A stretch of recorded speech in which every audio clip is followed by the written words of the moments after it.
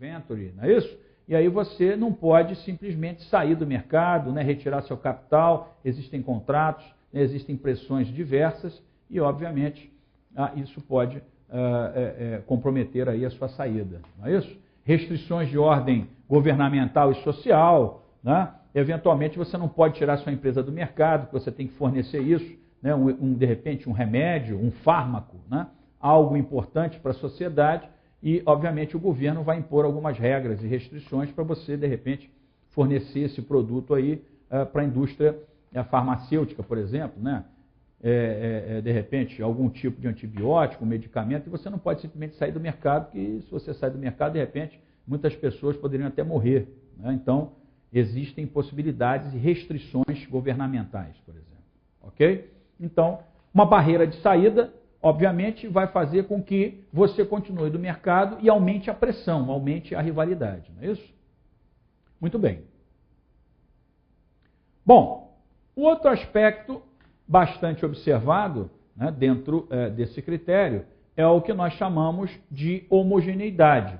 Nada mais é do que ausência de diferenciação do seu produto. O que a gente quer dizer com isso? Né? Produtos homogêneos. Produtos homogêneos são produtos que não são diferenciados.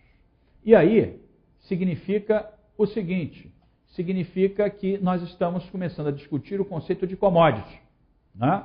Ou seja, se o produto que você produz não é um produto diferenciado, significa dizer que, a priori, né, os seus clientes têm alto poder de barganha. Então, a pressão e a rivalidade da indústria é grande.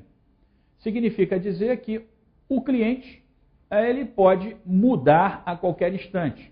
Eu compro com você hoje, na realidade eu posso comprar com um concorrente ali do lado, né, no dia seguinte. Isso não vai impactar em nada, né, para a empresa que está comprando o seu produto. Eventualmente é até melhor para ela.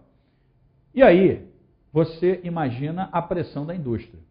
É importante ressaltar nesse momento o conceito de commodity, né? O que seria uma commodity? Está explicado para você aí, né? Commodities são produtos com pequeno grau de industrialização, de qualidade quase uniforme, produzidos em grande quantidade e por diferentes produtores. Não é isso? Então, olha lá. Você tem pouco grau de industrialização, ou seja, tecnologia não é tão intensiva assim, eventualmente, ou existe tecnologia em termos de processo, mas o custo de produção é baixo. Qualidade quase uniforme, ou seja, né, você tem aí um índice de qualidade, né, de mercado praticamente homogêneo. A quantidade é grande, ou seja, escala, né, e eu tenho várias empresas que fazem isso. Né? Então, vou dar um exemplo aí, né, prego, parafuso, porca, né? São produtos industrializados? São, mas o nível de industrialização não é tão grande. Ou vou até reduzir isso, né? A própria fruta, banana, né? Banana. Você não compra uma marca de banana, né? Eventualmente você compra banana ouro, banana prata, banana d'água, mas você não compra marca de banana, né? Banana passa, tem pequena industrialização? Tem um processo ali, não é isso? Mas quando você compra lá uma banana passa, você não está muito preocupado com marca, né? Eventualmente, eu já comprei essa aqui, é boazinha, o preço é bom, você vai lá e compra, não é isso? Então, a ausência de diferenciação causa o quê? Causa rivalidade na indústria, não é isso? Principalmente, né, o que nós chamamos de produtos commodities, ok? Bom, ainda em relação aos concorrentes, vamos avaliar ainda mais alguns fatores que aumentam a rivalidade na indústria. Bom, barreiras de saída elevada, já discutimos, não é isso? Ausência de concorrentes, ok? Aumentando a questão da diferenciação, quando não tem diferenciação, os concorrentes numerosos e equilibrados, não é isso? E a questão dos custos fixos elevados, ok? Muito bem, as barreiras de saída elevadas, já discutimos, e agora vamos aplicar a ideia do quadro. Esse quadro, na realidade, se você observar, ele é um quadro bastante interessante, né? Então, vamos detalhar esse quadro.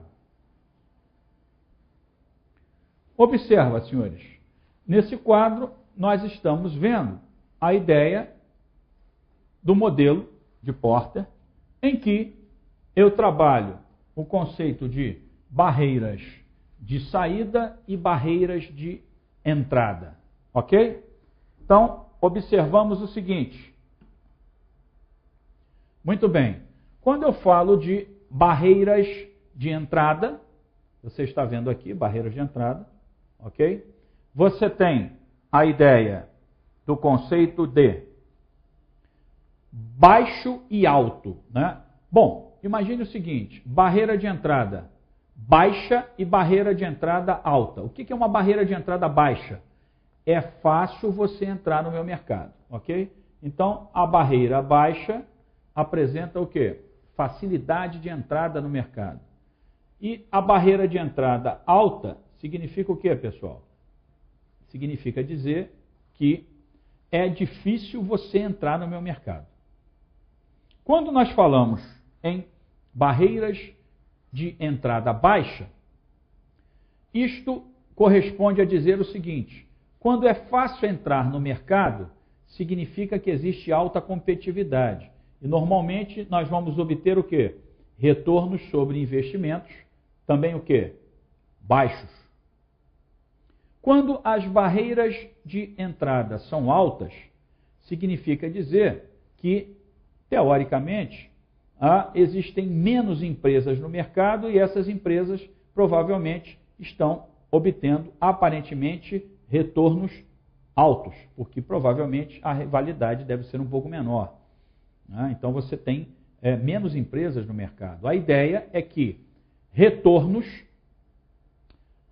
baixos estão associados a barreiras de entrada baixa, ao passo que retornos altos significa dizer que as barreiras de entrada também são o quê? Altas. Ok, pessoal? Muito bom. Agora vamos aplicar o mesmo conceito a barreiras de saída. Então, barreiras de entrada nós já discutimos, ok? Agora vamos discutir o conceito de barreira de saída. Bom, barreira de saída. O que significa barreira de saída? É fácil ou difícil sair do mercado. Observa. Quando eu tenho barreiras de saída baixas, olha aqui, o que significa dizer?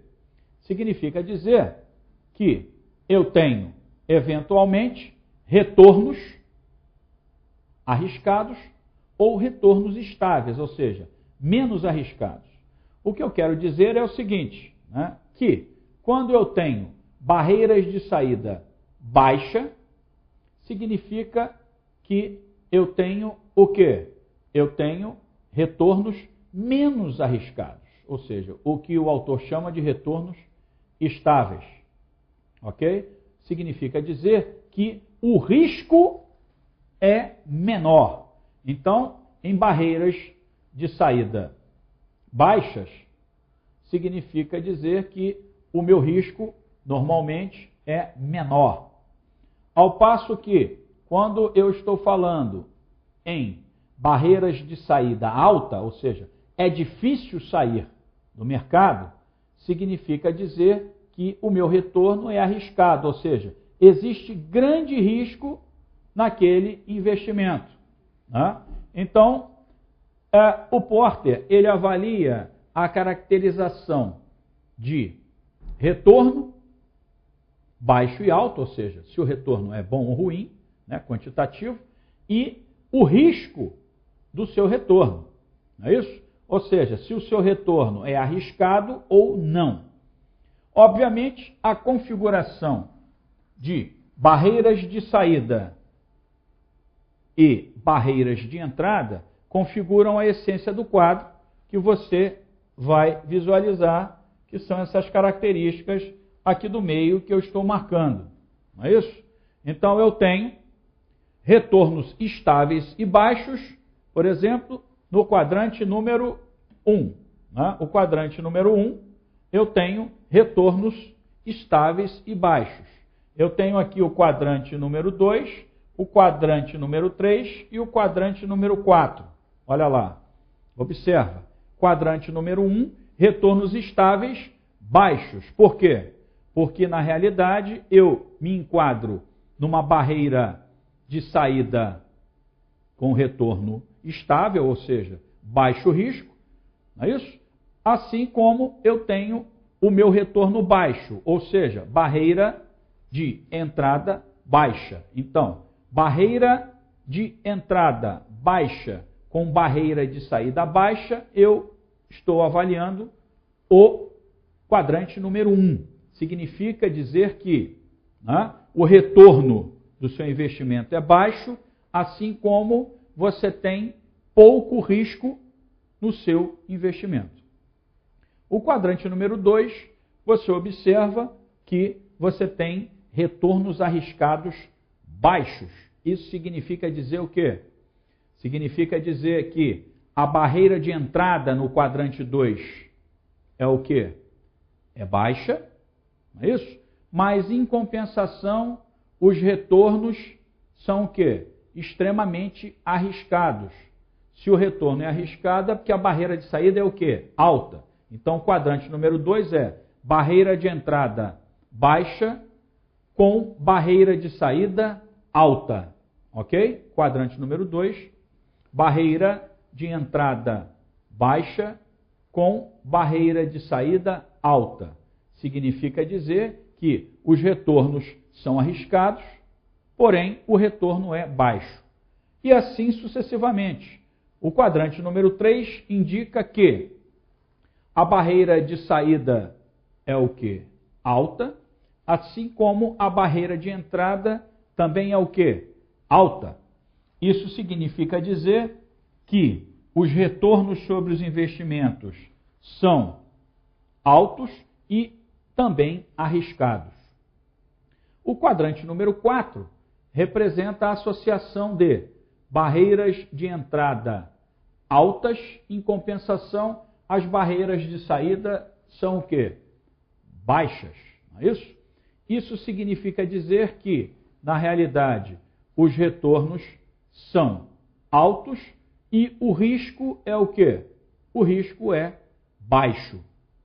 Se você observar, né, dentro dessa configuração, para a empresa, né, qual seria o melhor quadrante? O melhor quadrante para a empresa em questão no mercado, né, nessa estrutura, seria quando a empresa obtém altos retornos, né, em tese, ou seja, ela está lucrando, está tendo alta rentabilidade, em compensação, se ela quiser sair, ela pode sair facilmente, né? Então, em tese, né, a priori, o quadrante número 4, né, para a empresa seria, vamos dizer assim, né, mais tranquilo.